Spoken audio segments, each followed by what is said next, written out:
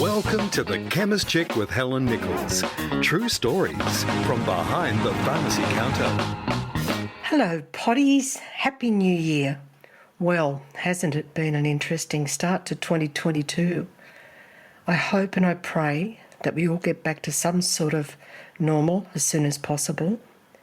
But in the meantime, be kind, be patient with each other. Retail staff and hospital staff are doing the best they can to help you. Giving someone a random smile is contagious in a good way. I'm sending tons of love bubbles to everyone doing it tough.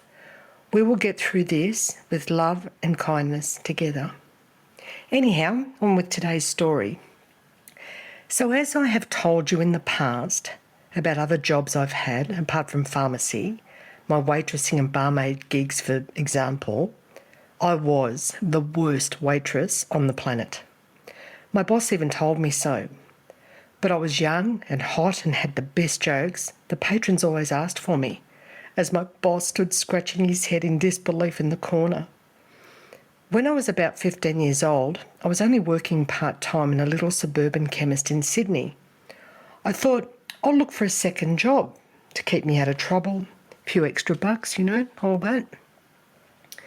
In the good old days, when you wanted a job, you grabbed a newspaper and a pen and you put a big red circle around the employment wanted section in the classifieds.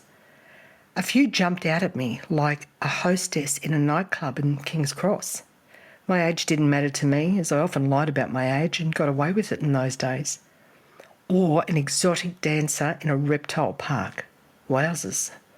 The only problem with that is I'm scared of reptiles and I danced like Kath, drunk, off Kath and Kim. Then like a beacon of holy light shining down on the page, ad reads, wanted traineeship for young girls between 15 and 18 for dental nurse apprenticeships, no experience necessary. Full training provided, part-time only. Perfect. Oh dear, if years later I thought I was the worst waitress in the world. At this time in my life, I was the worst dental nurse in the galaxy. My lovely senior female trainer walked me through procedures and basics like pulling out patient file cards, walking Mrs. Smith to the chair, handing the dentist the card and a brief description of procedure, at the same time settling the patient into the chair. Good morning, Mrs. Smith. What have we here today, Helen? Well, Mrs. Smith needs her hole filled. As I proceed to put the protection glasses on me instead of on the patient and look at the dentist whose cheeks are bright red and ask, so what's next, doctor?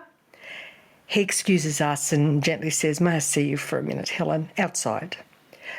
We say the patient is here for a filling, not needs her hole filled. Do you see that sounds more professional? Oh, okay, yeah, I got it. Next is Mr. Brown, who once in the chair, mouth wide open, as I place the extractor on the side of his mouth and take a good look, I feel dizzy, ill with what I see. Oh my God, what is that, Doc?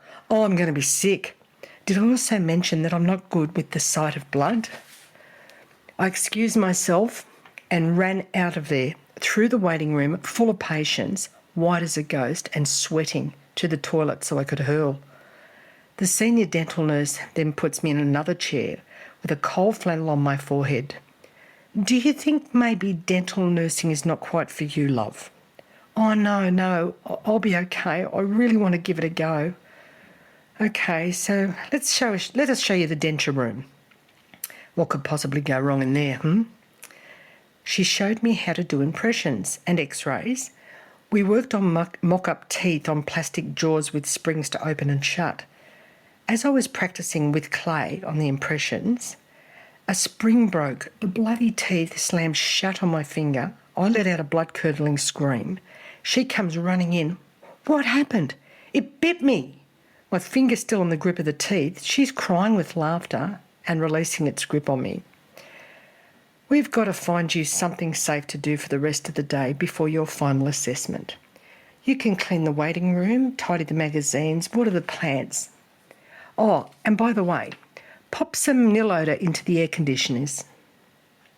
Now, nil odour, for those of you who don't know, is a very tiny bottle of antiseptic freshener, also very, very concentrated. You would pull off the front panel of the aircon, take out the large foam square covering the vents, and place 1 to 3 drops maximum on the pad. Replace it, close up the front, and turn on the aircon to release a beautiful, fresh, pine-smelling scent through the air. I've never seen nil odour till this fateful day. There were 2 aircons, one was in the waiting room and the other was in the surgery. As I opened the panel, I took out the foam square. I look at this tiny, pissy little bottle, thinking, that won't do much. I proceed to tip the whole bottle on at once. Put it on the foam, and then I get another bottle and repeat the same on the second air conditioner in the surgery. I turn back on both aircons to a flurry of coughing, spluttering and eyes watering. The dentist comes running out, guides everyone outside to the car park, looks at me with my shock, horror expression on my face, pointing my finger with a Band-Aid on it where the teeth bit me, and said, "What the hell was that?" "I don't think you are suited to this job, Helen." "Damn right I'm not. I barely got out of there today with my life. Dental nursing is not for me."